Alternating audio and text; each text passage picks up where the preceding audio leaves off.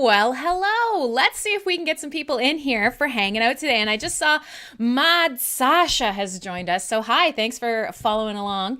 And let's see. My name is Crimson Clad, and this is CyberBuzz Radio, and I have missed many of you. So I'm hoping that some people will show up because it's been so long. It's been way too long.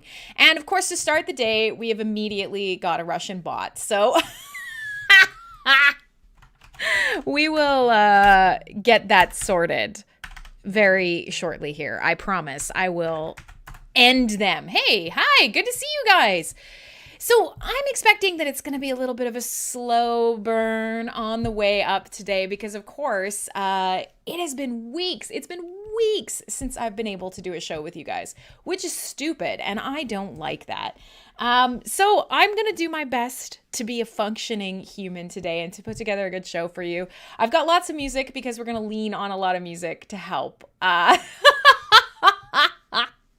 And we could talk, hey, hi, Mariano, hi, yes. So yeah, the idea is we can catch up with all the things that have been happening around the crypto space and around Hive and around, just the internet with fun stuff over the last couple weeks. And of course, acknowledge, I hope everybody had a fabulous holiday and is staying safe because, of course, the world continues to get wilder and more ridiculous by the fucking day. So I want to hear about your guys' holidays. I want to know that you guys are all good. We will rattle the trees and try and grab some more people and bring them into the show today. But there's lots of stuff that we can talk about. Certainly, I know that around the Hive space, there have been some big airdrops. There's the Ragnarok game coming up. There are probably lots of things that you guys want to talk about. So I'm here to touch upon those. But otherwise, yeah, doing my saber rattling, that's right. And then I'll kind of just, I've got some stuff that I want to talk about too. This whole show often gets very theoretical. It often gets very philosophical when we talk about sort of some of the stuff happening in the digital space. And there's some weird, interesting arguments being brought up right now, especially around a game that a lot of people that hang out at the show are familiar with, which is Splinterlands. So the long and the short of it is I've got quite a few ideas for topics today, but maybe there's only less than a dozen of us, and we just hang out and we listen to music. It's going to be up to whoever shows up to have a choice on what we do on today's show. So, we'll see where people take it. I'm here in Vancouver, British Columbia, Canada. I'm on the West Coast, best coast. And so if you're wondering, if you're a normal, viewer, listener, whatever you are, and you're wondering where I've been and what's been going on, British Columbia has been... okay, cool. Don't even hang out. That's fine. You don't have to stay. I love when people are like, ew, gross. I hate everything. I'm leaving. Okay. No problem. But we're going to talk a little bit of everything. You've not been to a CyberBuzz radio show, so you probably don't know how we do things around here. I don't play Splinterlands, but I do think it's a really important aspect of our blockchain. And also, there's been some really interesting topics coming up around it, which, if you had listened, is what I said I would be interested in maybe discussing. So we'll figure it out. With all that being said, Ron is bringing it up. So I live on the west coast of Canada. It is mild, it is temperate, it is beautiful. We live here because the snow stays on the mountains and the heat stays in the deserts, and it is this idyllic Goldilocks kind of location where everything is just right. But of course, this last little bit has been a struggle. Yeah, I know. Ron only has meetings. It's fine. You only have meetings. Who are you? Are you me? What the hell, man? I swear, you're turning into me. And by the way, don't do that. It's a bad thing. Don't become like Crimson Clad, or I guess like Ron now, where your entire life is so brought up in a blockchain space that you have absolutely nothing else. Retribution this year. Yeah, so the problem with that, Shadows Pub, saying that all the wusses live on the West Coast, it's true. We're products of our environment. But it's not even that we as people are wusses. It's that our infrastructure. Our infrastructure is wussy as hell. And so that has been really difficult for me. I live not quite in the city. I live on the edge of the wilds, if you will. And so the problem is infrastructure. So if you haven't been hearing about this, Vancouver has been getting this crazy Arctic outflow. And this happens, it used to not happen very often at all, but in the last couple of years, it's become more common. But this Arctic outflow, Vancouver, the city of moderate temperate temperatures, well, here's the deal. Vancouver has been getting what for a lot of Canada is normal weather. And we've been hanging around in the -7 to -15, -20 degree range. Now, to put that in perspective, Vancouver usually only goes down to like -1, and that's really cold. And people are like, ugh, I don't know what to do. So -20 for an extended period has been insane. And then we got a couple feet of snow. And so this has been continuing. It's cold enough that, you can't take your dogs out, that, people, there's not enough plows, there's not enough sanders, there's not enough scrapers. In general, the infrastructure is really having problems. And again, for a lot of places across North America, this is the norm, but here it's not. And things like bridges are closing down because the ice that forms on the bridges is actually falling. They call them ice bombs. The ice forms on the cables of bridges between cities, and it falls and it smashes in the windshields of car. And it's just like, yeah, Shadows Pub, you're not wrong. People definitely do panic in the snow, but this is a lot more than normal. Immense property damage, things like that.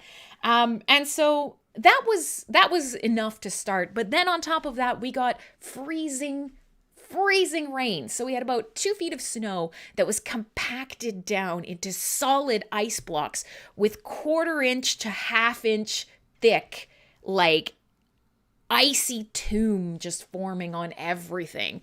And where I live, because I am a little further out, I'm not in downtown Vancouver proper, the trees are these glittering crystal ice sculptures. They're beautiful, they're stunning, and they're heavy. Trees are breaking, power lines are breaking.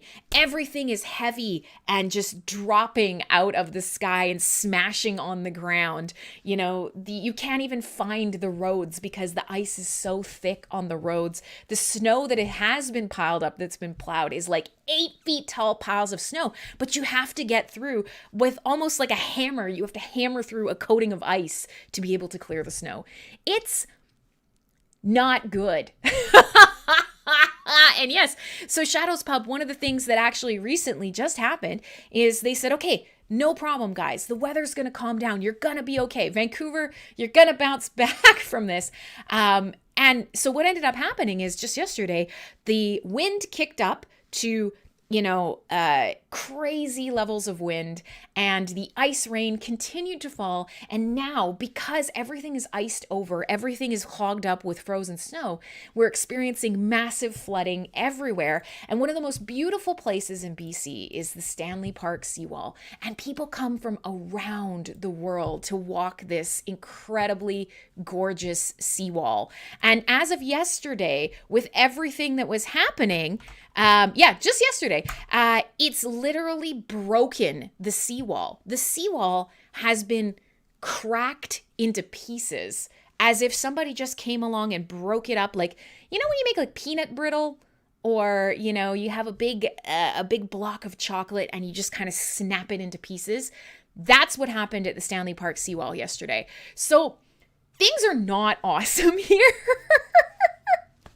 And it's pretty wild. So today, like if I raise my blinds here, get ready because the white balance is going to go bananas. It is snowing again. It's trying to snow again. This is unheard of. So I'm hoping it's stopping. It's supposed to warm up for the rest of this week, and hopefully things will be slightly less insane. But that's what's going on with me. That's what's happening around here. Hey, Jason. And that is, it's been really problematic. So my power has been going out intermittently, like once a day, every day at completely random times as ice and stuff is happening. On Thursday, the snow was so deep and the ice was so thick that pretty much the entire province shut down, essentially. Just the entire province of British Columbia shut down. So this is problematic for us because earlier in the year we had unprecedented flooding. And hey, Schmoogle, good to see you, man. I always like when you show up. I'm happy to see you. So the reality is earlier in the year we had terrible flooding, and the Coquihalla Highway and a number of the highways that connect the coast to the interior were completely washed away, just gone. And so they have reopened a little bit, but transport across the province is already. Hi, thanks for rocking up and following, man. So anyways, where I'm going with this is these last couple of weeks, yeah, they were Christmas. Yeah, they were New Year's. Yeah, there's a bunch of COVID bullshit going on. And on top of all of that, British Columbia is just getting some pretty intense weather that it doesn't normally get. And things have been fucked. So I've missed you guys. I've missed not doing shows. This is like, I think 2 weeks in a row I didn't do a CyberBuzz Radio, and I've really missed hanging out. So with that out of the way, I will share some more stuff with you. That link is crazy. If you look at that Stanley Park link, it's pretty crazy to see what happened. I'd love to share with you guys some pictures if you want to see sort of more what's going on. And actually over in my Discord, I've been sharing quite a bit in the main sort of chat room. But for the people who are hanging out here and watching today, here's a good example. That is what the tree outside my place looked like yesterday morning. It's not even a tree anymore. And yeah, I absolutely, we could talk about crypto. I usually do take questions, and absolutely we can talk about some stuff.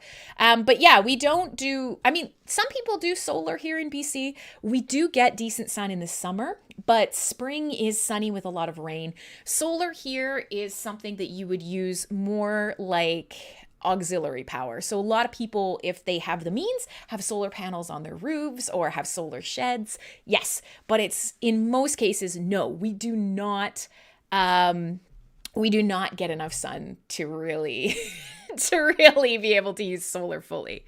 So cool. Yeah. All right. So you're looking into getting a Trezor wallet. What do you advise? I would say that out of the hardware wallets that are available, Trezor is one of the better ones. It's not that ledgers are not great, but it is, hey, oh my gosh, Sharon's here. I have many thoughts for you on Vim, my friend. I don't know if DDR Freak has been sending them to you, but in any case, I'm glad. Gang's all here. I'm glad we can hang out and kind of have an after holiday party now that we're back to it.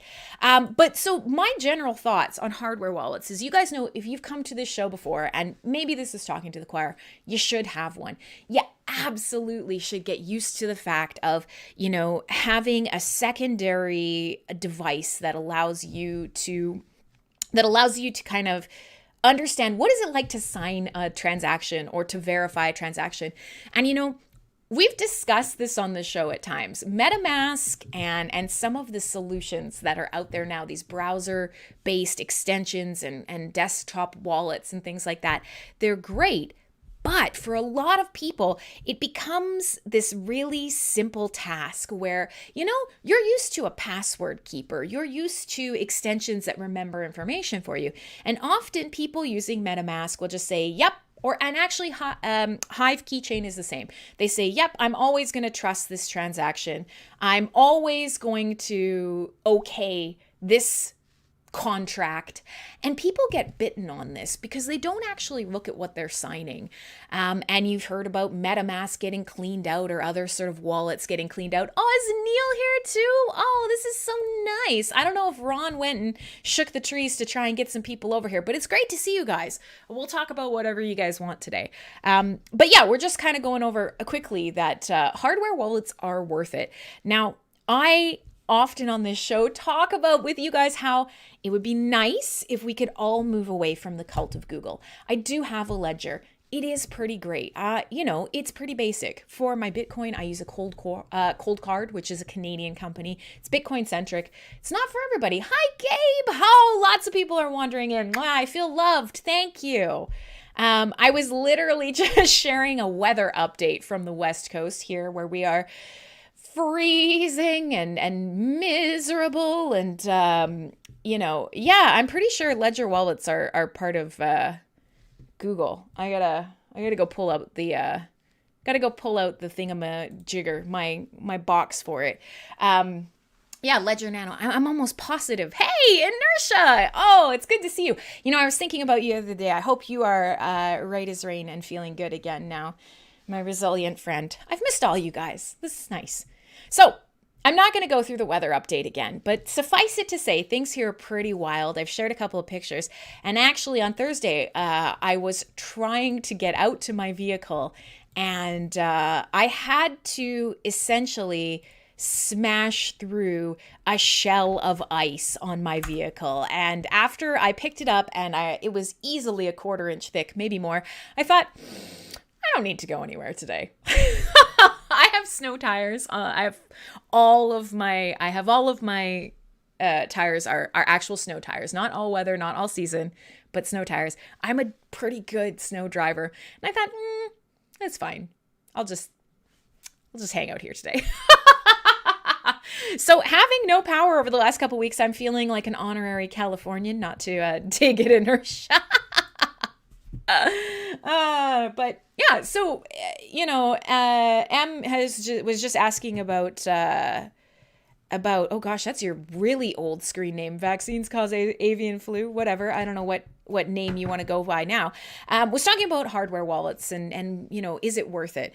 Trezor is great. They're a little bit lower cost, and yeah, they are not part of the Googleplex, which is very nice. And I highly recommend it. It's super important for people to start understanding, what does it look like when I sign a transaction, taking it and verifying it, and making sure, yep, what I see on my hardware matches what I'm doing on whatever program I'm using, you know. That's important, right? We talk about in crypto, you always want to verify, don't trust. It's important. Yes, Cold Card is not cheap. I will say that. And so there's another wallet that I use, and this is interesting. So talking a little bit about wallet solutions.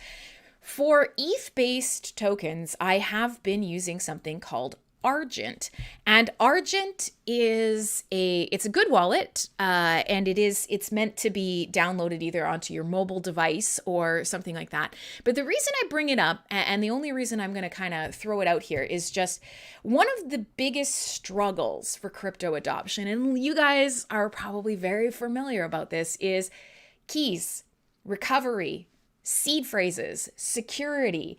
There are many people who get into crypto, lose their keys, and their funds are gone. And that is an expensive lesson for some people to learn. And that can be pretty brutal. So one of the things that Argent is very interesting is that it tries to bring in a social layer to recovery of wallets. So yeah, exactly. Neil, sorry, babe, lost my keys in a boating accident. Wah, wah.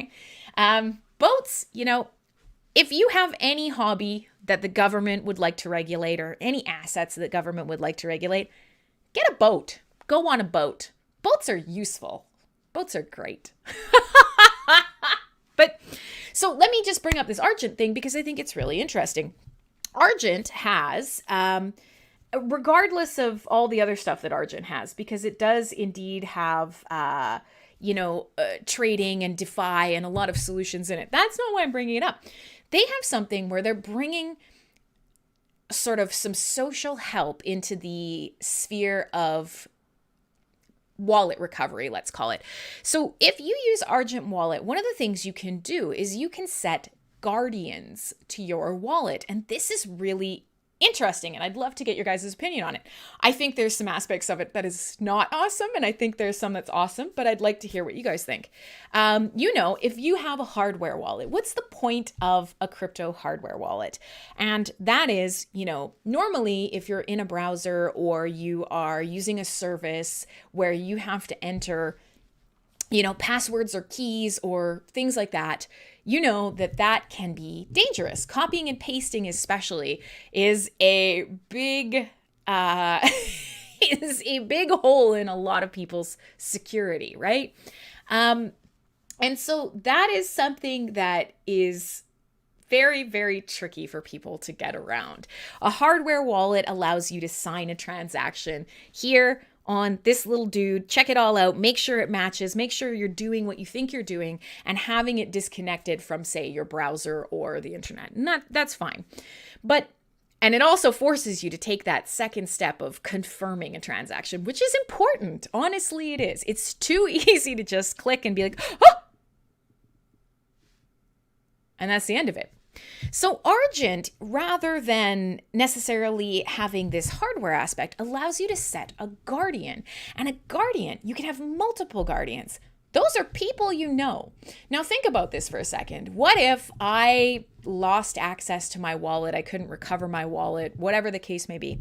But my best friend and my sister were my guardians, and they could help me. They could verify that, yeah, I know Crimson Clad. I know she's locked out of her wallet. It's kind of like a multi-sig recovery with a social aspect to it.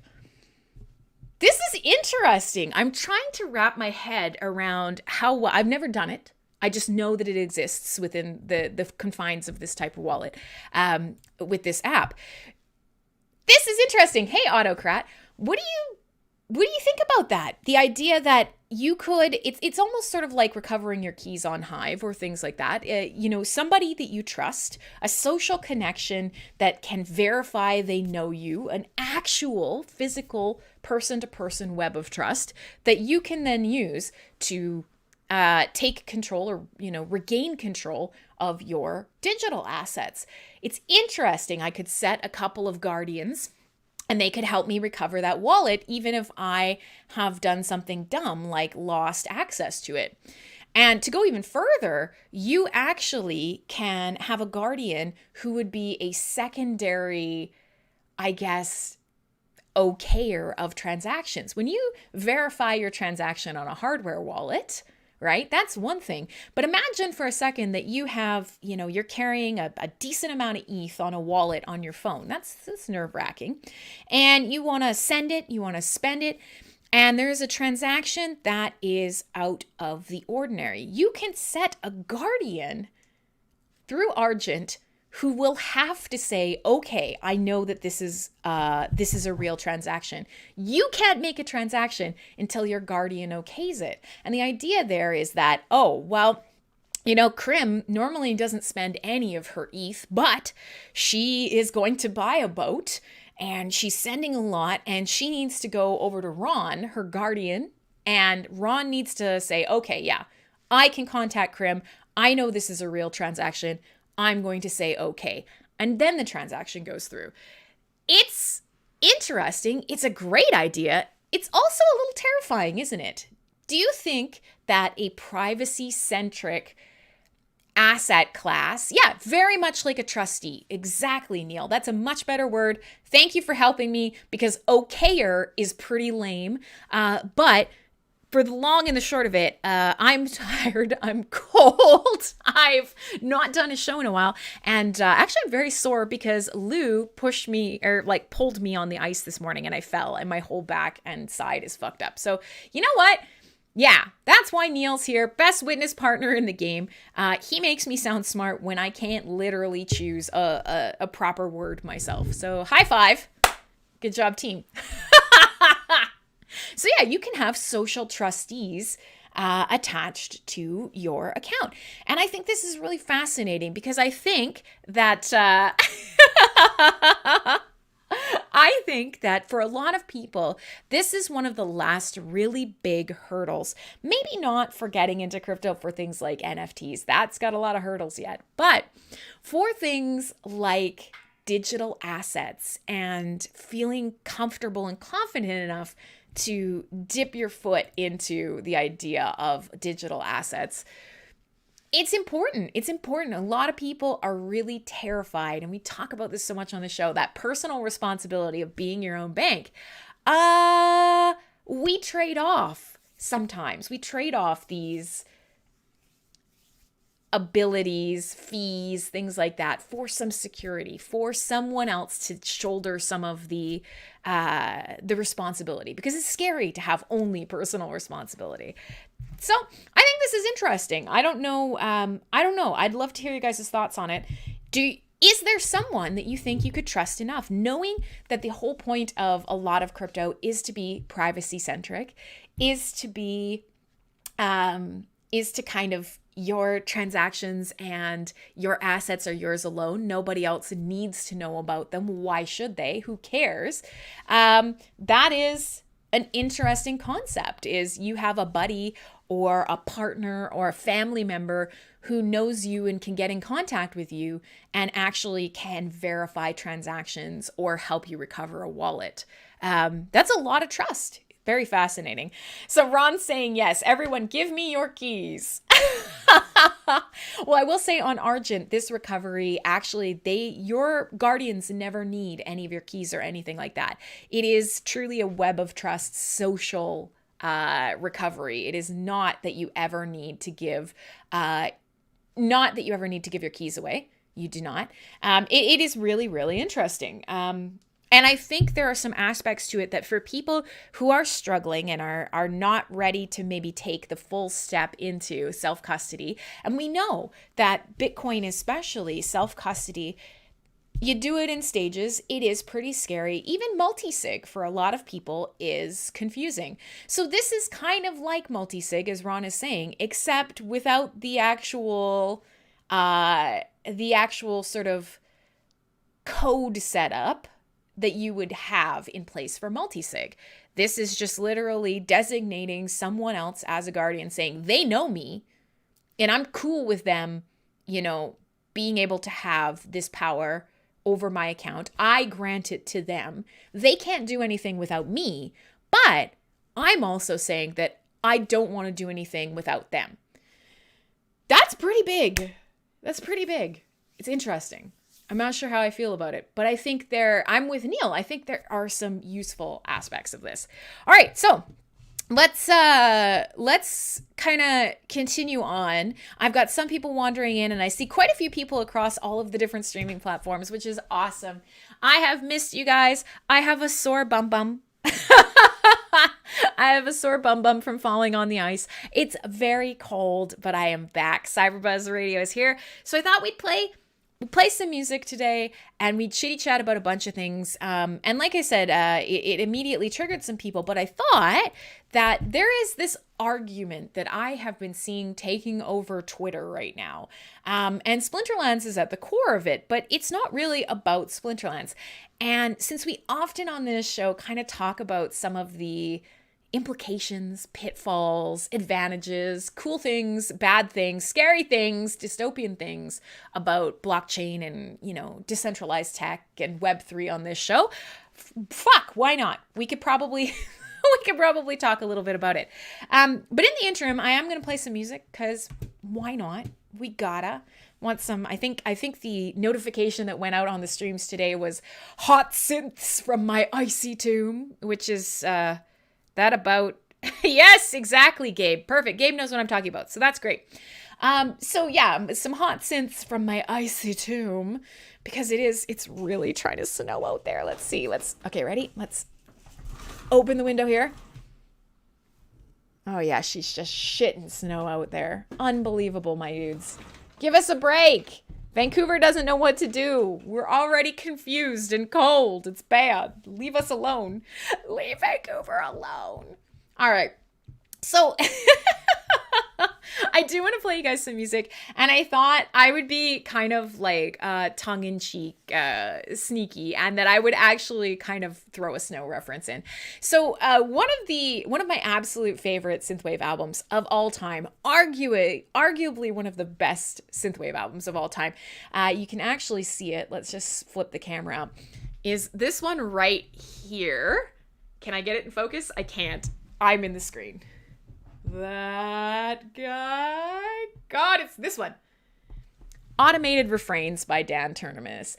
It's a great album. One of my absolute favorites. It has a killer track on it called Electric Snow. That seems like a great fit. So we'll do that. We'll play a little bit of music, complete with like pan flute, and then we'll come back because Gabe is exactly right. There is a ridiculous, trolly, but also kind of interesting philosophical concept that's being argued around the the Twitterverse right now, which is, if children or young adults are playing games and earning money, could you argue that if you are leading people into playing these games under a false context, could this be considered digital slavery? Now, that's a big jump. And those are some real, those are some really inflammatory words. And when you kind of put them side by side, you're like, what the fuck is this chick talking about? But what I will say, is if you kind of pick through this very purposeful, provocative language, there's some interesting thoughts here. So I don't particularly care for this woman. I don't particularly think it only applies to Splinterlands. And mostly, I think all of the discussion around it is super hyperbolic and people are freaking out. But we do like to discuss things on this show. So I thought maybe we could kind of touch on this, and I'll see what you guys think, because why not? That's what we do. But let's do it. Let's play Electric Snow, and then we'll come back and we'll chit-chat some more and about whatever you guys want to talk about. Yes, Neil, your children, they are slaves, with the end game becoming that they are going to be kinetic batteries to feed the Matrix. It's disgusting. I'm literally shaking. No word of a lie. This is the actual argument. All right, let's do it. Let's listen to some music. We'll come back and CyberBuzz Radio will continue after these fabulous tracks. I'm going to chug some hot coffee, watch the snowfall, and play you guys some good synths here on CyberBuzz. Oh, I guess we'll do that.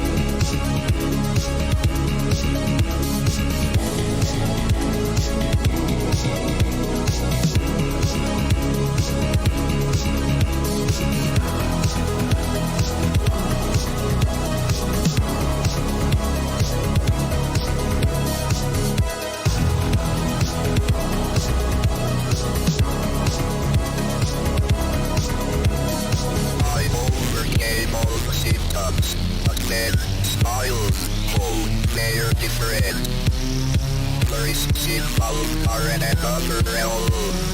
I mean, it's worthy with psyche as itself.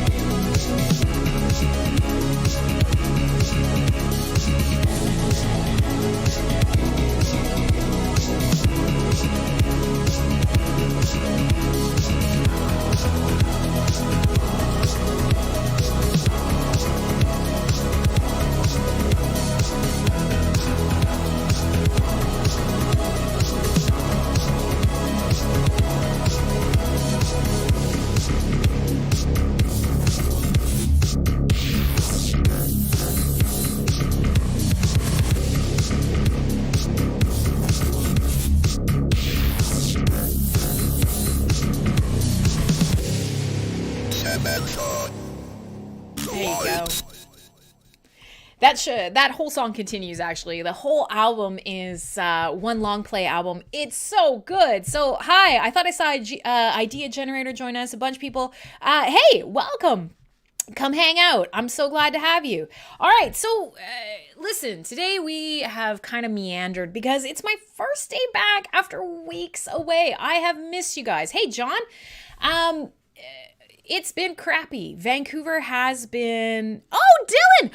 Dylan! Oh my goodness, how are you? You're over here. How's the weather for you? I didn't realize that was you. Hey man, it's so awesome. So Dylan is an artist and a creator and actually does these huge cool like metal sculptures and stuff. So it's awesome to hear from you. You are also sort of out this way, or were when we last checked in. How has the weather been for you? And for everybody else, yeah, we're over here. Everybody always kind of gets annoyed with Vancouver because, you know, Christmas, you could go up on the mountain and you can go to the snow and you can have a little ski or whatever. And then you come back down for après in the city and there's no snow and it's warm and bluebird skies and just fabulous. And of course, this last couple weeks for Vancouver and for BC in general has been a disaster. So yeah, in the break there, Mariana was just sharing a picture of what Stanley Park seawall looks like right now. I've shared some pictures of what my area looks like. It's a disaster. We are having a bad time. So I've missed you guys. It's been a couple weeks since I've done a CyberBuzz show. We started off the day just shooting the shit. Welcome back. Talking fucking cold. Yeah, I bet. Fucking cold. Oh, Lordy. So, you know, we started off the show just kind of checking in and talking. I was bitching a bit about the weather and just kind of seeing how your guys' holidays went and that you're all feeling good and you're all doing well. You're all staying safe. And so then we kind of meandered into a little bit of discussion about hardware wallets. And again, I highly recommend them. I think you should get one. Trezor is great. Trezor is a great place to start, has a wide range of things that are supported. And then we kind of were talking a little bit about other types of wallets. And I was bringing up Argent, which is a sort of mobile wallet for ETH and ETH-based tokens. And I brought it up not because I care if you use it or not, but I thought it was very interesting, and it kind of led us into a little bit of discussion around the idea of a social guardian, a trustee, a web of trust, which is something that, you know, in Web3 and in crypto often goes alongside, you know, code, verifying, not just trusting. But these ideas that you can build sort of a social, I want to say network, but of course that's got terrible connotations since social media in general is trash. But you can build a network of trusted people who can verify you, know you, and there is a more tangible connection there that could allow you to have sort of this proof of brain style recoveries, backups, verifications on transactions. Just interesting. It's an interesting thing. So then that was where we kind of started off the whole first half of the show. And I thought, since, you know, you guys, of course, are always allowed to bring up topics. And sometimes, I mean, if you guys remember the show before Christmas, we went straight off the deep end. We weren't talking about anything useful. I'm pretty sure we were talking about the demon angels from Doctor Who, the crying angels, and also how biblical angels are just giant balls of terrifying, like, eyes with wings, and they're like creepy looking, and why do we like them?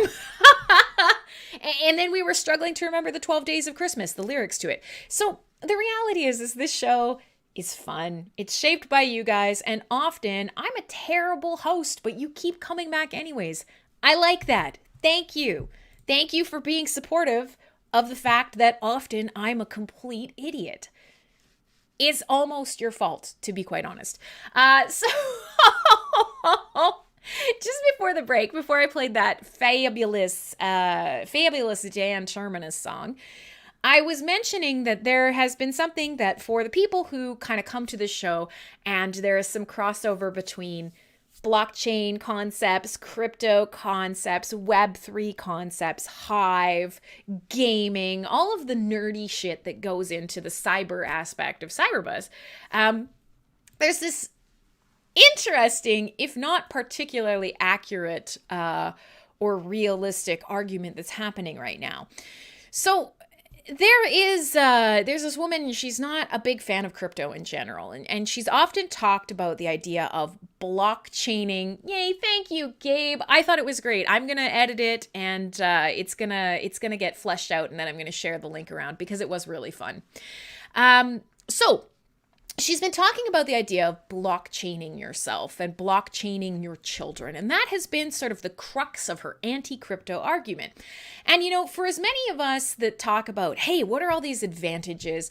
Why do we love Web3? What's so great about the idea of a digital identity, or being able to tie assets to you and having them become borderless, and, you know, in a lot of ways, having them become outside of the control of centralized bodies. Like, all of this stuff is great, but we often on this show talk a lot about how, like, woof, also, how could that go wrong? There's something wonderful about, you know, disruptive tech in that it often disrupts existing power structures, but it does shake up your own life too. And that doesn't mean that bad things can't come alongside it, right? Everything is nuanced. We love the word nuanced, slippery slope, if you will, slippery slope. So her idea is, hey, you know, should we be blockchaining ourselves? Should we be connecting ourselves in such a thorough way? All aspects of our identity, our finances, our selves, and our... For her, a lot of it is the wallet. She finds this to be a terrifying thing, that you are blockchaining yourself to a ledger that is going to drag you down and make you very easily controlled by large governments or the digital sort of master class Illuminati. Now, a lot of these things, especially if you're in the space, it sounds bananas. You're like, whatever, broad. Like, get on the bus or we'll leave you behind. No problem. We're not worried about it. And that's okay. So her latest topic is that, was it this lady? Yes, it is, Alison McDowell. So that video, Patient Zero, blockchain, life on the ledger, it's not a bad video. And she brings up a lot of fairly relevant points. She's a bit hyperbolic, but that is a pretty valuable, a valuable sort of look into what she believes. However, that particular argument has spun out of control last week, and she's on a new topic, and I thought I'm going to bring that up. But before I do that, 1 second, I'm going to turn off my heat lamp. I have a heat lamp in the background here, and it's warming up my butt cheeks right now. And at first I really needed it, and now my ass is on fire. So 1 sec. And it's one of those ones if you tip over. Yeah. So let's just... Okay. Whew. Yeah, things you don't think you're going to say on air. So yeah, Patient Zero is saying that, you know, as sort of a starting off point for this conversation, she's discussing aspects of KYC. You know, if you tie your personal identity, your social assurance number, your personal bank accounts, your full name, your everything, if you tie that to a blockchain ledger, then yeah, absolutely, you have created you've created a record that could become problematic for you. And in the crypto space, a lot of people do avoid KYC, right? Many of you that are watching the show now, maybe you're not blockchain centric, but a lot of you are. Like, how do you feel about KYC? I know for most of us, we avoid it. KYC being know your customer. And these are rules that governments put, oh, look, another Russian bot. Delightful. I don't know. I mean, I feel like this means my streams are actually doing very well, that they keep hanging out, but toodles, bye-bye, get bent, totally blocked. Okay, there we go. I'm sorry that those showed up for you. I've deleted them and blocked them now. So, you know, KYC is very problematic, right? So Solo said, hey, Solo, good to see you. I do it on every exchange I use when they let me. You do your KYC or you don't. KYC, know your customer.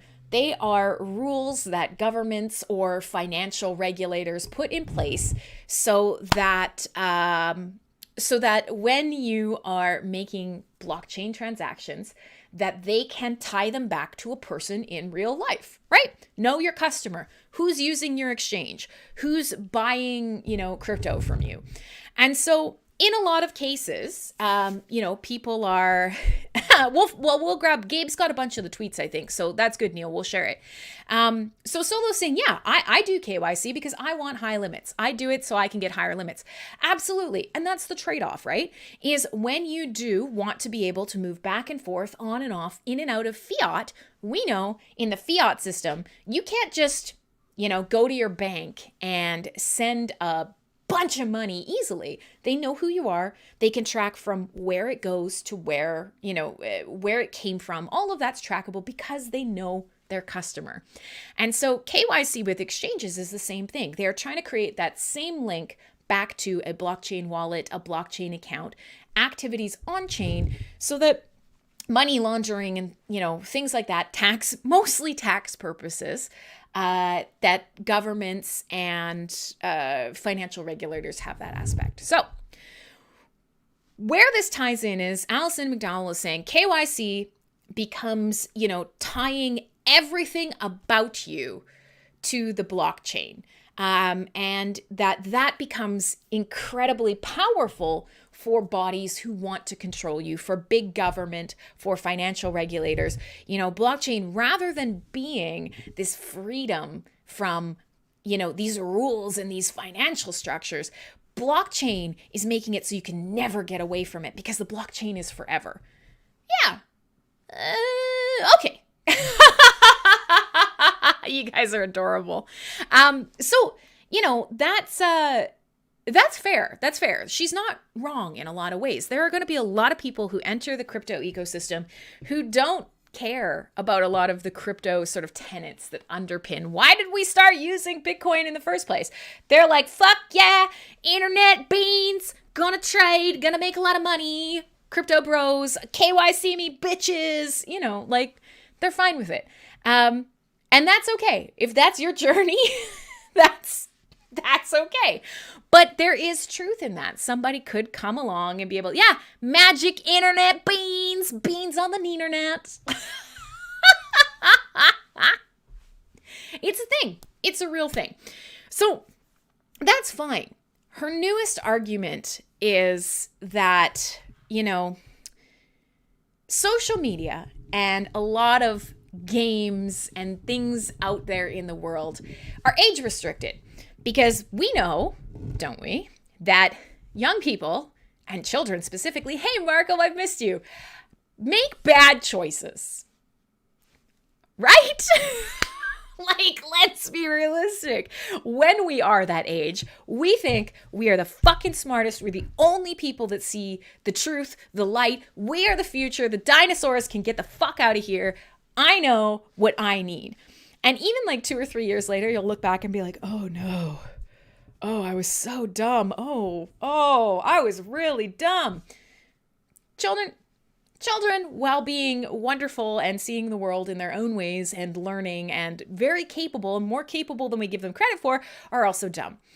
And so the idea here is, well, there are certain things that we need to protect children from, right? This is a pretty standard idea. If you birth a child, you should probably make sure it doesn't immediately get itself killed, get itself, you know, tied up in something that's going to impact its life for, you know, time immemorial. Like that's a thing that as parents or guardians that we do.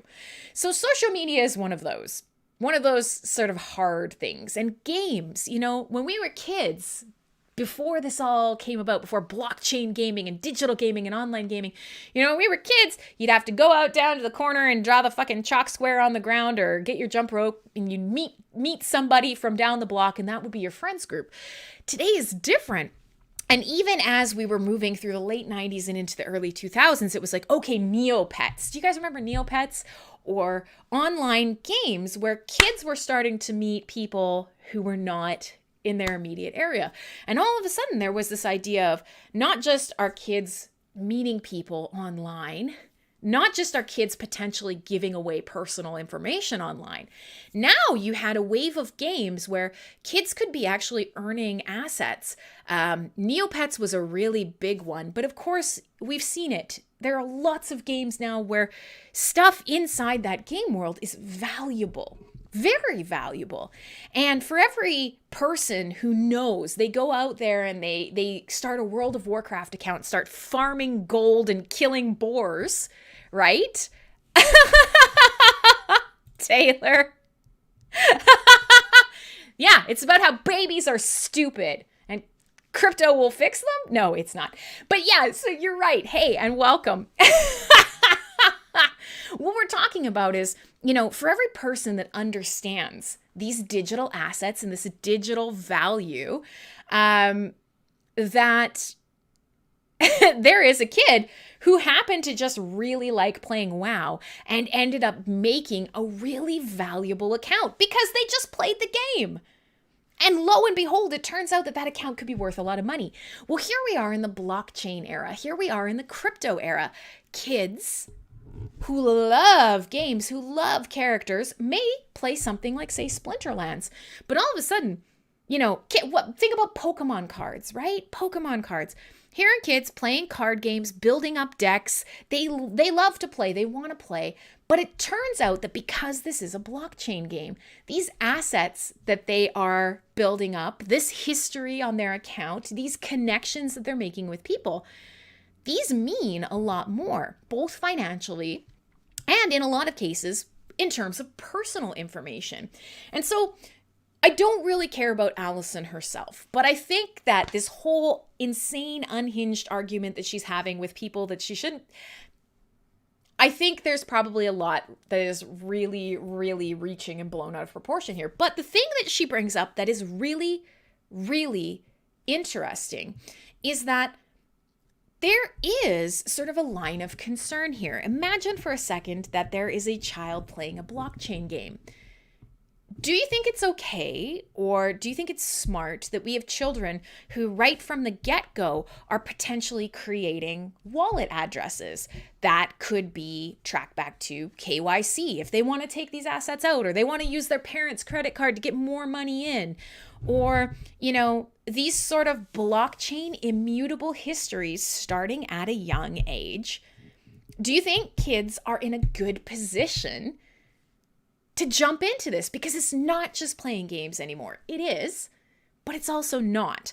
And this is a really interesting thought. So forget this woman and her insane drama, because if you dig deep enough into this argument, she is saying that, well, if you look at Splinterlands and you look at one of their sort of angel investors or their incubator funding, if you go through that incubator funding and you look through all of the people who are on the board of directors and you find this one director, you will find back in his history that he is tied to the UN. And if you look through the UN agenda, he is tied to the UN's financial something.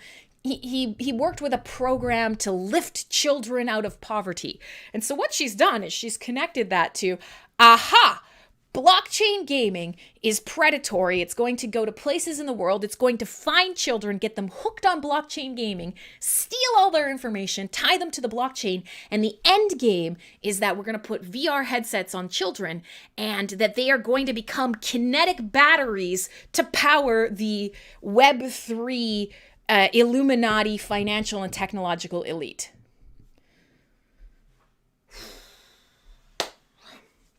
So, we're not going to go that far because that's a lot.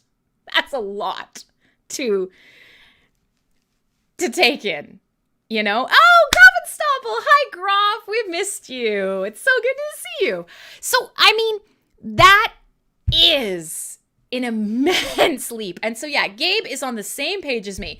That legacy of data being tracked back to children, it's an unknown risk. And I agree, actually. I think that's a really important point. It's a hugely important point. We're immediately going to create children to become crypto mining kinetic physical batteries is a lot. And it's a lot from what she's kind of pulled out. I just need to do some research and you'll see what she's saying. I feel like Patient Zero is actually being serious there. I can never tell when you're taking the piss.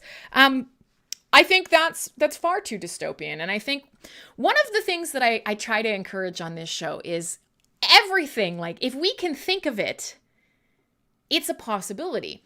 But the reason, oh God, here's another bot. The reason that I say, you know what? No, don't do that. Don't jump there, because the reality is this stuff doesn't happen quite like that. It happens in steps, and we could just focus on a step that's like 13 or 14 or 12,000 steps closer to where we are before we jump straight to everybody's getting plugged into the matrix and we are harvesting Venezuelan babies, putting them in goo, and as they kick to play Splinterlands with their feet on a digital screen, the kinetic motion will power cryptocurrency miners that will be funneled straight to the elite. Or we could come back to the first step, which is, hey, kids and information locked into the blockchain, that's not awesome. There are some things that could come from that, and we should talk about that. That's a valuable conversation to have, and that's why we're talking about this right now, Yeah, Neil, a lot of her good ideas start out in places where you're like, hey, yeah, these are things we should think about. Bye, have fun. These are things we should think about. And then immediately, therefore, you kind of spiral out of control. And that's the big difference.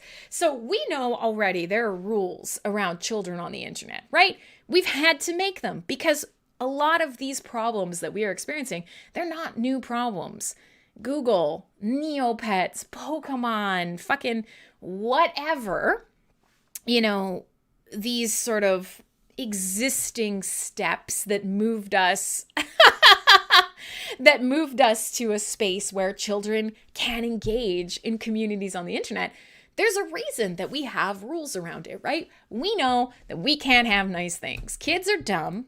People are not awesome. And when you put those things together, bad things can happen. Protecting children is so important. Hey, who day? Who day? It's important. It's really important. Absolutely. But so it is an important conversation to have. It's just interesting that that we've gone full batshit. So Groff is saying, I'm not sure it's actually a leap, but she's maybe identifying a goal. Not as colorful, but it looks like boiling the frog. Yeah, and so actually, interestingly, boiling the frog has been disproven, but I know exactly what you mean. Yeah, absolutely. We could say, hey, she is extrapolating with the idea of reminding us all that when technocrats and governments want something bad that they know people won't like, they do it in slow stages so we get slowly accustomed, and it is easier to kind of lead us down a path to things that are harmful for us. Absolute truth. Absolute. But so, yeah, I think this is really interesting in that she's brought up one really useful thread that I think would be so great for people in this space to discuss, but she has couched it in what is arguably some of the most crazy rhetoric I've ever seen. And it's very, very easy to kind of, 2 weeks to stop the spread. Exactly. So I'm not even disagreeing with you, Groff. And I think this is a really important thing. So, Splinterlands and other games that exists, is it more or less important for a game that has to do with the blockchain, let's say, that they actually make sure that they are following these rules? Because what happens when, we'll use Facebook as a terrible example. It turns out that this kid who made a Facebook account and, lied on the terms and services, says they're 13 and they're not, they're 8 and they made their own Facebook account. Facebook just says, nope. Shuts it down, right? Harvests all the data they can, shuts it down. They've legally met their obligations. If there is a game out there that is an interface to a blockchain and allows a kid to kind of create a wallet and enter into a space that is the blockchain and becomes sort of that onboarding ramp for someone to start locking personal data into the blockchain at an age that is too young, what does their culpability look like? Because we know the blockchain doesn't care. The blockchain doesn't have a central authority. Something like, say, Hive is full of information voluntarily put there by people. But once it's there, it doesn't go away again. Front ends can choose not to show it. People can choose not to pull it in their results, but it's there. It was put there voluntarily. But if the argument is that children are too stupid, we should not give them access to places like this because they will make bad decisions. And if we create an account for them or we allow them to create an account, what happens if that account is permanent? Damn. Were there things that you did as a kid that, back in the day with the old Polaroid pictures, or that there are digital cameras or whatever?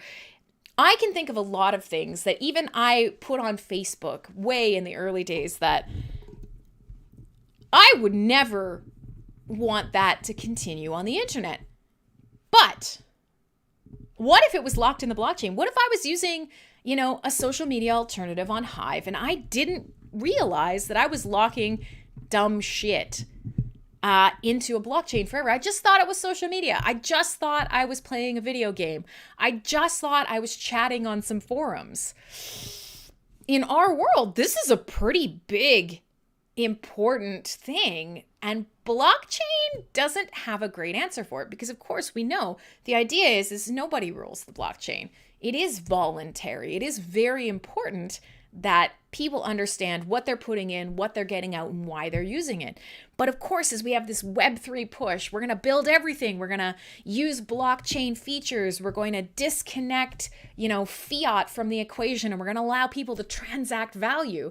Well, children are people too, and children are dumb people. And then Neil is saying children are indeed dumb people, which is why we let parents have legal rights over them. And parents are also really fucking dumb. And it's true. In fact, the human race is dumb. And blockchain allows us to create immutable records of dumb shit. It's basically what humans do. Build monuments to our stupidity. So, why are you wise hatter? Are you wise shatter? Because I know shatter is like you fall apart, but I kind of imagine it more as like you've pooped in the past tense. You could screenshot any NFT. Yeah, we could have an NFT discussion as well. That's an important one. And that's always really interesting. Why shat her? Oh, extra cursed. Why she got a shat? All right. So yeah, Inner's just saying, what if posting certain things on the blockchain was okay in 2022, let's say from a legal point of view, but later became bad? Great question. What's with the bot spam? I know, I'm sorry. And actually not all of it is bot spam. The reason that you're seeing it on Twitch is because I've actually got people chatting on like 5 or 6 different platforms. So it may look a little bit like bot spam, but it's a bot that connects YouTube, Twitch, Trovo, Vim, MSP Waves, and Discord. We've got people listening, watching all around the world from a number of different platforms. So the chat is real, even though it looks a little Although occasionally, as we've seen today, I do get Russian bots who want to come and drop in on the stream. So, be smart. Don't click bad links. I'm pretty sure that like fg8296555.gn.bc.clownpenis.fart is not, and theta, thank you, Hude, is not a legitimate link. Please don't click it, okay? Don't click clownpenis.fart. Just don't do it. Funeralhats.biz. Don't click that either. Things like that. Just don't. So yeah, the Russian bots are rude. They don't even bring me good vodka. Exactly. Okay, so we've lost the plot a little bit. We've been talking about children are dumb, blockchains are difficult, information is forever, KYC is problematic, and when you put all those things into a big soup, you shake them up. Oh God, look at my jowls shake. Oh no, Lord Almighty. When you shake them all up in a rude sort of inappropriate shake weight kind of way, bad things can happen. And these are questions that we're starting to see arise around blockchain gaming. And for many of us, blockchain gaming are games that we actually have been a part of. We have seen from inception onwards. So we're talking about Splinterlands in specific now, but it's not really about Splinterlands. It's about Web3 and this type of relationship. And it's an interesting topic. All right, so taking a look here, we are officially halfway through the show. I would like to play one more track here, give my voice a quick rest, get you guys kind of, there you go. Get you guys, Schmoogle took the chance to drop his personal site. Yeah, crimsonclad.com works, but I still haven't connected up all the things to it. The shop and Full Force Radio and the CyberBuzz website and all these other things. So, we'll get there. Now, so let's take a quick break. I'm just going to play you guys some Synthwave music because it's an important part of the show, ya bitches. And then we'll come back. We have a lot of Crimson Clad nicknames here. So let's do that. Stop, Groff. Crimson Clad, is that like a website you could only access during your period? Nope, that would be far more clever wordplay than I am capable of. The idea is I have red hair. I wear red wherever I go. I'm sorry. It's very disappointing. It's not particularly disgusting, nor is it particularly titillating, but the word titillating often makes you guys laugh, so we'll roll with that. We'll play some music, we'll come back, we'll keep chatting. I think there are a lot of people that want to continue kind of talking about this weird topic of, is Web3 and children, Web3 and children, a bad mix, and will it inevitably lead to, in the very near future, tiny babies of color from around the world who are lodged in poverty being harvested for kinetic energy so that the crypto elite can run miners off the power generated by their tiny baby flails. It's a bit hyperbolic, but, you know, we got to have fun with it, guys. This is the whole point of the show. We got to do it. I'm going to play a quick track called We Are One and the Same. It is by Dead Life. It is off an album called City of Eternal Rain. I'm not saying that that's Vancouver, but a little bit. Anyhow, my name is Crimson Cloud. This is a great, fun show. We often talk about Hive, but we talk about blockchain. We talk about VR, AR, disruptive technology, and sometimes you learn something. Sometimes it's like today. I don't know. Just deal with it.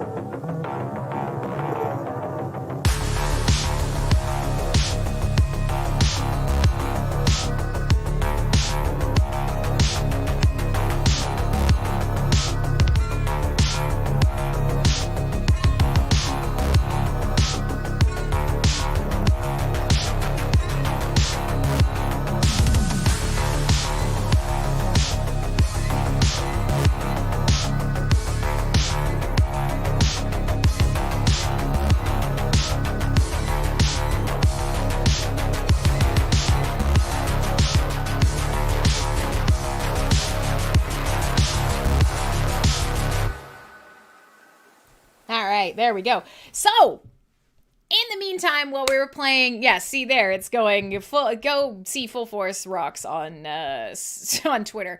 Not helpful. My bots, I have not dialed them in yet. I apologize. Okay, so hey, welcome. I see more and more people are jumping in across the show. I'm glad to have you here. So hi to you wherever you are watching, wherever you're listening, wherever you're coming to hang out. I'm glad to have you chatting. I see lots of people all around all of the different places that you may be enjoying the show. So my name is Crimson Cloud. And on days like today, which are Saturdays, and depending on where you are in the world right now at this exact time, if it's not a replay, I do this every week. So this show kind of grew out of, originally, I just taught people about the Hive blockchain. It was just a questions and answers kind of thing. Talked a little bit about the tech behind it, talked how to use it, talked about sort of theories and, transactions and rules and things like that. And eventually it became something totally, it grew into a monster, to be quite honest. So now this show is about disruptive technology in general. We often talk about blockchain and Hive and video games and VR and AR and the retro future. So if it feels a little bit like Blade Runner or Cyberpunk or, that feeling you get when you watch a show and it's like from the late 80s, but they have laser guns and like the pavement and the concrete is wet and the neon's reflected in it and everybody's got a flying car. That's sort of the feel or the jam of this show. And so today we have been talking about a couple of different things. We started out just, I was bitching about my miserable weather here in Vancouver, BC, and, why I've been missing so many shows and why I've been missing your beautiful faces like Izaria, who's just joined us, who's one of the most fabulous little faces around. And so that's sad. It's sad. I've missed you guys. But we're here. We're back. We're kicking it. Vancouver is still falling apart. Let's just see. It's still shitting snow outside my window. Did I see your DM? Possibly. I have. Let me see how many unanswered DMs I have right now. I don't want to talk about it. Queen City, hi, welcome. I'm gonna come hang out in your city because I like to believe that I'm a queen. I'm royalty here in my own mind. So yes, probably, but no, probably not. I would say I am arguably at least a full week behind my DMs from the holidays. I have just under 300 right now. And I'm sorry. I'm really, really sorry. I am trying to work on it. And there's a lot of stuff going on right now. And it feels like no matter what I do, I cannot keep up. And I will say I have this massive anxiety because I know I could just clear them all. And that number, that little red number would just go away. But then I'm like, these people are ignored and I'll never know to go back and catch up. And you're being ignored anyways, because that's how long it's taking me to get through the DMs. But so it's a whole thing. So I probably did. Maybe I didn't. I will eventually, if it is important, continue to DM. Just pop yourself to the top of the pile. I try to triage. I try to go from oldest to newest. It doesn't always work. I am a terrible person, but I love you and I will fix it and I will get back there. And if you have a question or you need something done and it is important, I promise you I will do the absolute best that I can. Yeah, Twitch does make it harder to find smaller creators. You're absolutely right. That is a crazy sort of algorithmic thing because they don't want you to. All right, so it's a party. Oh, thank you, Hude. Thanks for the donation. T-Fuel is much more delightful than everything else. That's something we should talk about today, too. Speaking of people trying to keep creators down, if you live in the United States, I just saw that Venmo and PayPal and all of these sort of whatever type digital currency transfer services, anything over $600 for the year, you need to fucking tell the government about it. Fucking gross, man. So Theta, Hive, Vim TV, Trovo, Theta TV, these are alternatives that allow you to engage with and connect with creators, content consumers, and not have to go through the bullshit. So, I mean, I do have a donation thing, I think, that's attached to a PayPal, but fuck them. Don't send me money anyways. I love when you do, but you do not have to. I will still hang out with you nonetheless. All right. So, sorry. Let's come back here. Let's just quickly jump back to the start of where we kind of lost the plot. And that was, we were talking a little bit about some of the arguments that we're seeing out in the Twitterverse now around Web3 and children. And specifically about the idea of the Splinterlands game, because that just happens to be the scapegoat. It is something that is probably one of the most famous blockchain games in the world. And for the last little bit, legitimately, the one with the highest amount of transactions, the most amount of daily players, the most amount of daily assets traded. Thank you. So it's going to be in people's minds. It started off very grassroots, and then it was funded, by one or two people, and then the blockchain community really lifted it up. Splinterlands would not be where it is without the community that was built around this blockchain. And then investors started paying attention, and now it's fucking taking off. And so, of course, it's going to be in the crosshairs when people start discussing things like these sort of really important overarching ideas like, holy shit, hang on. If we are potentially going to onboard children into the metaverse or into putting information into the blockchain, if we're doing that via gaming, because people still believe that gaming is for children. And of course it is. Absolutely it is. Video games are the perfect medium for reaching kids. Abso-fucking-lutely. But it goes much wider than children. And that doesn't mean that every game that's, now in existence is solely targeted to like goo goo gaga babies, because babies are stupid and games are shiny and that will get their attention. Exactly. Some gaming is for kids, and many games that are even for kids are enjoyed by adults. Many games are targeted towards adults, but are played by kids. Gaming is something that many of us enjoy, regardless of age, and certainly regardless of intelligence level. But the argument that we've been kind of stuck in today and spent the whole show on is children using games, getting their identities potentially tied to a blockchain wallet could be dangerous. Kids are dumb. They'll put money they don't have using parents' credit cards. They will share information they shouldn't. They will potentially misunderstand the longevity of blockchain. They will not recognize that potentially there's really think about for a second, if you were trading your Pokemon cards on the school ground and me and Ron are there and we're looking through our cards and I've got a shiny Charizard and he has got something that I want and I'm going to give him, and Ron snatches that card out of my hand and he runs away. Fucking Ron. But imagine for a second, I go into the school, I cry to a teacher, I go to the principal, they go get Ron, they pull him out of class, they shake him down and rattle my Charizard out of him, and he gets in trouble and, he gets suspended from school. Think about that for a second. That's the old dynamic for valuable assets in something like gaming. You go on World of Warcraft and you can prove that you were hacked by some, Russian pretending to be a Korean, StarCraft style. And, the server boss steps in and there's a banning and there's some asset returning or freezing. There's always a centralized party that's been able to protect you.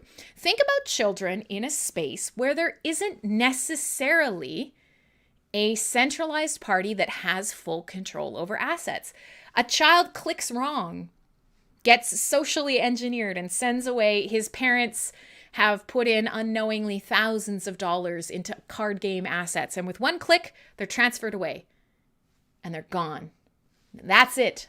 There's no one to help. There is no principal. There is no server manager. There is absolutely no one in a blockchain space that can undo a transaction like that. Not on a true decentralized blockchain. Yikes, right? Yikes. Absolutely. So these are all kind of important topics that have come up, but they have, wait, Ron is in a Canadian elementary school in this scenario. Yes, absolutely. He was stolen as a very young clown, and he was brought across the line in an illicit maple syrup caravan, and he is now struggling to live by stealing Pokemon cards on the playground and selling them in the big top. Oh gosh. Okay. So where are we at now? Are we at anything? Oh goodness. So it's been a fun discussion today. And I think the reality that where we've come to is regardless of how you feel what the end game is, and there is a wide range on the fucking Russian bots. They're just showing up in the chat. I'm sorry, I ban and block them immediately. And I know you guys are not too dumb to click on those links, but it's just, I don't know why they like me. I'm going to say it's because I'm very popular, right? Okay, so we'll just kind of take away from this that whatever the outcome is, whatever the end game is, anything that we can imagine becomes possible. We have been terrified about bodily autonomy, about kinetic energy, about soul and digital identity. Matrix was probably the most mainstream version of that inner terror that has been expressed, right? The idea of humans as batteries, the idea of entire social constructs and digital identities being manufactured, being, existing only in a manipulated world that completely impacts who we are, or who we even think we are, because we don't actually exist. Big existential fears couched in science fiction. But for a long time, there have been many, many stories, whether they're William Gibson or early sci-fi stories as far back as Asimov or earlier. We've always had these types of fears, and if we imagine them, they absolutely could become reality. So yes, the idea that the argument right now is it's a slippery slope. If you allow children to play blockchain games, then the next step is you are going to allow children to play blockchain games that allow them to earn money, which brings them into the world of crypto and potentially into the world of sort of pyramid schemes or Ponzi scams. And then the next step from there is, well, then you need more people. When you have something like this, the only way to keep it sustainable is growth. So the next argument is, well, you're going to go somewhere in the world where there's lots of kids and where a little bit of money becomes very, very attractive. So Venezuela, the Philippines, you're going to go to third world countries and you're going to find children in the streets and you're going to sign them up for this game with the promise that they can earn some pocket change that for them is life-changing money. And it's quite interesting because from there it's then, okay, well, now you've got these children hooked on playing these games and, they are going to become kinetic batteries. You've never heard of anyone with crypto who's done anything good with it. Well, unfortunately, I would say you are in a room of people who are, absolutely proof positive. That's not true. I personally am really a big fan of cryptocurrency. Not all of them. There are plenty of projects that are scams. And for people like you, Hatter, who we call you normies just because you're normal, you're not involved in crypto. What you often see, because by the time it gets sort of trickles down through the people who are just living their life, doing absolutely nothing wrong, by the time it trickles down through the scammers and then through the big money and all of these sorts of things that become interesting enough to hit the news cycle, what you see is usually the bad stuff. We love dirty laundry, right? I love that. Huey Lewis always comes up on this show. Huey Lewis, we call him that. Huey Lewis in the news. And I can't tell you why Huey Lewis is an inside joke, because then I'd have to tell you a bunch of personal information. So whatever. Huey Lewis in the news. Kick them when they're up, kick them when they're down. We love dirty laundry. That's what you hear about. And so, yeah, there's definitely people. You dislike the idea of how crypto is achieved and gathered. Well, so here's the deal, man. There is no two coins that are exactly the same. No two projects that are exactly the same. And these days, how they are gathered, how they are achieved, how they are mined, how they are distributed. Everything is different. And in a lot of ways, it's a lot more equitable than fiat. But of course, what you hear is so-and-so was tricked out of all their money. So-and-so was involved with a rug pull. You know, the NFTs that you hear about on the news sell for $6 million and it's a stolen copy of a shitty pixel, da da da da. And of course, what you're kind of missing, is it Dirty Laundry's Don Henley? Oh, okay. So there you go. I've been calling Huey. Why did I think of... Because, no, hold on. What's the news song? Not Dirty Laundry. The news one by Huey Lewis. You're right. Good man. Oh, Don Henley. What else has Don Henley done? Just that and like Voice of Summer? I don't know. Listen, you're old. I'm not. I'm sorry. That was mean. I'm sorry. You're also cautious about who is behind crypto. Well, here's the other thing. You're very, I don't want to turn this into a no coin or bashathon. You're not wrong. Some of these cryptocurrencies that are created are spun up in one day by somebody who wants to create a pre-sale and who wants to steal all your money. Absolutely. It's no different than what happens in, shady door-to-door salesmen. There's less of that now. Websites that exist that, like, oh, here it's a Kickstarter. A Kickstarter that somebody rug pulls on. It's exactly the same thing. And you're right. There's lots of people like that.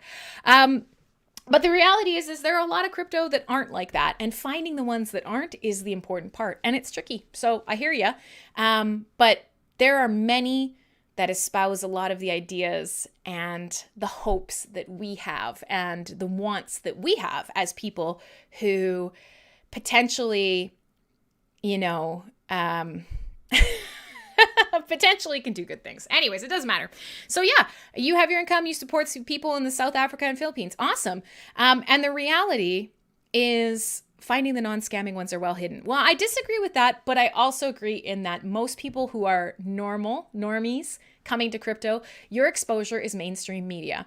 And mainstream media in a lot of cases is very threatened, and so are government structures, financial structures, existing power structures of all sorts, very threatened by the crypto that does have purpose and does work and is decentralized. And of course, again, dirty laundry. I don't want to read a story about nice person makes some, well, sure, but you don't have to watch TV. The internet is the internet's what's feeding you these stories, right? So, I mean, here's the reality. Nobody wants to read Crimson Clad is a nice person. She works hard and has earned some crypto. She has, worked to help develop a whole new blockchain, has become a sort of, I guess, quasi-anonymous but open and expressive and expansive speaker on Web3 values and a tech educator. She is a block producer, and also she's helped with a team create a digital NFT showroom for scarce digital art. These sorts of things. And she's nice. She's not rich. She's doing okay. She has a real world day job. She rolls her crypto into other crypto projects and, helps people understand what's good and what's bad and helps them empower them to make their own decisions. And also she, volunteers in her spare time, rescues dogs, works at a children's educational company, and likes to hike. That's boring. Nobody wants to read that story. What they want to read is crypto bro surfs in, uses his inheritance, buys a Bored Ape, trades it for like a yacht, crashes the yacht into the sun, the world explodes, and we all have to go with Elon Musk to the moon because we're dead now. That's a better story. And that's what you're going to hear. So, I'm just saying. It's very interesting. And people who want to, I can give you a lot of examples of people helping people with crypto too, and people harming people with crypto. I can also give you some examples of people who want to do humanitarian aid using fiat, and they tell you they're going to go build houses in the Philippines, and they take your money and they build themselves a nice house in the Philippines. The reality is humans are going to human. Humans are not super great, but many of them are good, and those are the ones you want to find and surround yourself with. That's all. Okay, oh boy, we've completely lost the plot, and we are no longer talking about any of the things we were talking about. So it's whatever you guys it is whatever you guys want to talk about for the last sort of half hour of the show, because we're into like the last 20 minutes of the show here today. And we'll talk about whatever. It's been fun. Thank you for coming to hang out with me today. Many of you guys have wandered in. I haven't seen you in a long time, and I'm glad that you came back, and we're going to continue into 2022 with lots of fun stuff on the docket. I was unprepared today, and I launched us into a sort of terrible theoretical discussion around crazy ideas on child slavery and servitude in a blockchain technocracy dystopian murder world, and that's fine. Soul is asking, how are you doing with all the snow and ice? Yeah, so for the first 20 minutes of the show, we talked about that a little bit. Okay, and here's the thing. British Columbia is not used to this weather, but it's gonna warm up a day or two from now, and it's all gonna go away like it never happened. But let's just see. Still snowing out there. We have not been doing well, to be quite honest. The infrastructure is not there. We are covered in snow, compacted in ice. It is colder than it's ever been. We've broken a number of temperature records, and on top of that you're asking, how is Lou? I just straight up read that as, how is you doing? Not how is Lou doing. Lou is pretty good. She has decided she loves snow. She didn't love snow, but then I bought her a sweater, and she is now experiencing soft, fluffy, happy snow, and she has decided that she adores it. And so now she's into it. So the only problem is it's still quite cold, and she can't go out all the time, and it hurts her little tooters. But she's decided that, yep, snow's pretty cool, and she wanders around, and she picks it up in her mouth, and she rolls around in it like a dum-dum, and generally she's just living her best life. So Krim is one of those people that put their dogs in outfits. Yeah, I will admit, she came from a place where the temperature in general just never drops below like 5 degrees, and it has been negative 20 degrees. Yeah, I bought my dog a sweater, and I'm going to have to source some shoes for them, because in this weather, believe it or not, everybody goes, oh, they have a fur coat. Oh, they're totally fine. Oh, their feet are fine. Their feet are like shoes. But I mean, the reality is that at a certain temperature, your boots are not actually good enough anymore, right? You have temperature gear. Dog feet are the same. Dog coats are the same. If these are not animals that grew up or acclimatized to weather, and then you take them to places where the weather is like this, they can be badly harmed. And chemicals, brine on the streets, salt on the streets, really sharp pieces of ice can cut up their pads on their feet. It has been so cold here that the dogs cannot walk. I took them out last week in the negative 20. Yes, exactly. If it's too hot, it's the same sort of thing. If you take the back of your hand and you lay it on the pavement and you can't keep it there for 5 or 10 seconds without burning yourself, it's going to burn their feet too. But people are like, it's fine. They're fine. They're not. So yes, I do. My dog has a sweater. I'm sorry. But she's adorable and she's enjoying it. That's the gist of it. So it's fine. We'll get there. She's a cutie for sure. And actually, in my Discord server, I have now created a channel called Dog Dump, and I'm literally just going to fill it with pictures of my dogs. So if you want that, that's fine. Go to my Discord server, and it will just be full of fucking dog pictures. So there. All right. So we're now down to the last 20 minutes of the show, and we have touched on a number of topics. I have touched you, I hope. And things are so forth, so on, etc. Very good. As it is. Trinkowski saying, you guys get a party when you have only like 6 snowflakes. Vancouver was like that before, because what would happen is we look up on the mountains and we're like, look at the snow. It's beautiful. And then we go up there and we snowshoe. We have a mountain here called Mount Seymour, and one of the trails up the back of Mount Seymour is Dog Mountain. It is the most incredible snowshoeing trail. It's very Vancouver to be like wearing a t-shirt down in the city, jump in your car, drive up Mount Seymour, put on your snow pants and your toque and your snowshoes, still wearing your t-shirt, and just go snowshoeing up to the top of Mount Seymour. You know, it's beautiful. The sky is blue. The snow is fluffy and deep. And then you come back down from the mountain and, you know, you wear a cute little like sundress and you go for dinner. That's very Vancouver. We like snow, but we like snow to know its fucking place. And its place is on the mountains and its place is in the interior. Everywhere that we have ski hills, Whistler, Cypress, Big White, Seymour, that's where the snow can be. You may be on the mountain. You do not come into the city. That's how Vancouver works. So this is not, it's not been good. It's not been good. What can I say? Okay, so let us continue. I did want to play like at least one more track. At least one more synthwave track. Is that cool? You guys cool with some more synthwave? I mean, you could go to the top of Mount Seymour and yell Skinner, but I don't know that people would get the joke. But you could, if that's why you want to be here. If you want to come to Vancouver, up into Canada, and you want to go just to Mount Seymour to yell Skinner, you're still going to see a lot of beautiful stuff. So, I mean, as a motivation, that would still get you a lot of great things about Vancouver. Okay, let's do one more track. Let's get there. Let's do it. Let's do the thing with the stuff.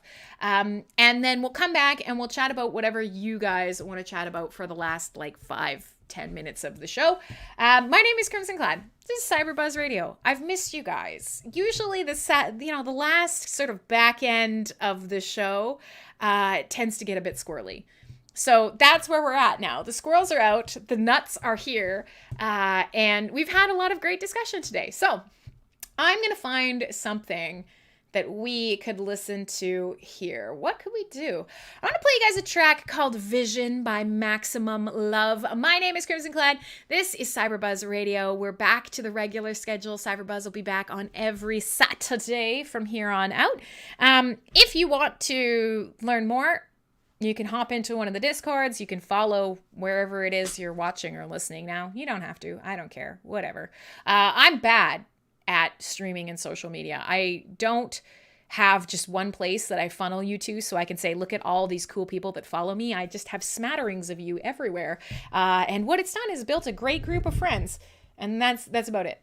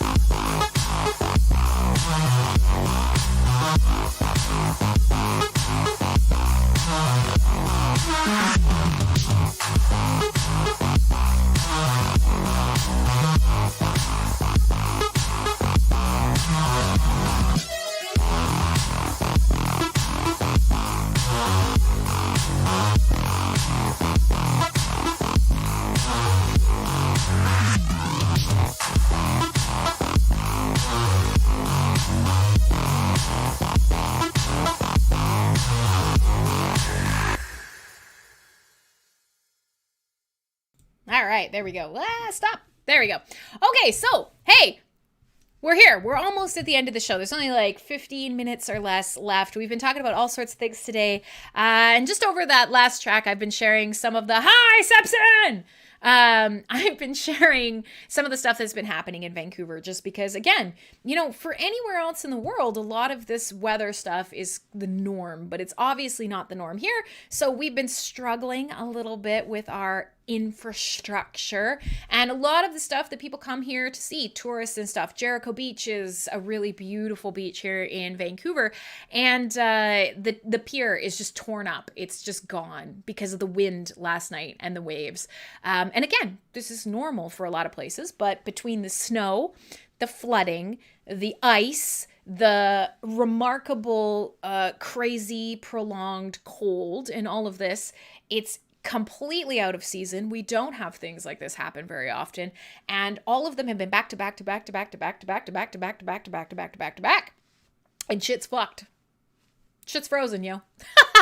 So I've been sharing some stuff. Stanley Park seawall, destroyed. Jericho Beach Pier, destroyed. Now, one of the things that's quite funny that is causing a lot of strife here in Vancouver, and I'll kind of let you guys know. So for a long time, there was this, yes, exactly, Marco, you read my mind, that's where I'm going. So for a long time, there was, maybe they're telling you to move. Nah, I love it here. I love it here. And where I live, I'm prepared. I'm good. I mean, I got around. I wouldn't move, honestly, to be quite honest. I live on the edge of a river in the valley of a mountain, 15 minutes in any direction, and I can disappear off into the wilderness. There are mountains 270 degrees around me. If I want to, 20 minutes drive and I'm in the heart of the urban city. But like I say, if I start walking in that direction for an hour, you will never find me. I will be gone forever. It's beautiful here. Quality of life is excellent. There's lots of things that need to be fixed. Canada has a lot of fucking problems. Housing prices, really bad. There's lots of things that are not good. But the reality is picking up and moving because I think there's somewhere that's immediately better. There's not a lot right now, just yet. And certainly not in North America. And so I love my community. My city is amazing. The people around me are amazing. And overall, the people in my province are amazing. And the opportunities for me here are great. So the reality is picking up and leaving is possible, but it doesn't actually address a lot of the issues that are here. And moving away from them here will only help me run into them somewhere else later. So for now, Vancouver is where it's at. It's fucking fabulous here. But I get it. I mean, frankly, the whole world's falling apart and we're all going to live in vans soon enough. Yes, I saw that. The good old influencer van that's now, you go on YouTube. Your parents used to be like, you're going to live in a van down by the river. And now you go on YouTube and every influencer has spent like $60,000, $70,000, $80,000 to build a super cool, like Instagrammable fucking van. Oh, Lordy. Patient Zero, it's funny you said that. There should be a Rambo crew meme by now. I have done the Rambo tour, my friend. I have absolutely done the Rambo tour. Here is just outside of town, Hope. Actually, my sister lives there. Chilliwack, Hope, and a bunch of the surrounding woodsy areas is where Rambo was filmed. And you can go, and there's a big wooden carving of Rambo. You can go through the Othello tunnels and a bunch of the places that it was filmed at. Yeah, they did. So you can do the Rambo tour. You can go to all the places that you saw in Rambo if you want to come hang out here in BC. They did. All that beautiful, pristine wilderness where he's building traps and blowing them up in caves and, jumping in and out of rocks, and that guy falls out of the fucking helicopter and smashes in the river. Yeah, that's Rambo. That's just yonder. It's maybe half an hour drive from me. Yes. Wow, Gabe, you didn't know that. The X-Files was also filmed here. So Vancouver is often considered Hollywood North. If you have seen any movie that has like Seattle or like any down to New York or whatever, any movie that you see a metropolitan city in the US, if they don't need to have a specific US building, It's Canada. It's Vancouver. There are so many times where I'll go downtown for an event and I'll be like, oh, look, our street signs have changed. Oh, there's a cop car with a fucking Seattle license plate. Sure. They've changed the post office, but people film here all the time, honestly. Happens all the time. If you do not need a specific building, you film in Vancouver. Same thing. Lucifer, that Netflix show, which was supposed to be set in like LA or whatever. Yeah, that's all Vancouver. The nightclub that he owns, Lux, that's a place in New Westminster. Oh, it's all Vancouver. All of it. What can I say? Our city looks like every one of your cities, but nicer. Yeah, it's a total thing. So did I ever see David Duchovny or Gillian Anderson on the streets there? No, because I was like 8 years old and I do not live right in the downtown core of Vancouver. But same sort of thing. Pretty much every Netflix show, if you watch, and many of you don't because you're super cool and you don't watch TV, hashtag we miss Fox Quite. Yeah, all of it filmed here. And in fact, like what's the Holistic Detective Society, that one, that's literally like the house is like a couple blocks from me, and the grocery store is the one that I go to.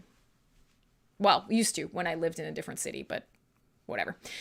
Okay, Marco has posted the barge. So here's the idea. Vancouver is often a no fun city, but we had this park and somebody, yes, Dirk Gently, thank you.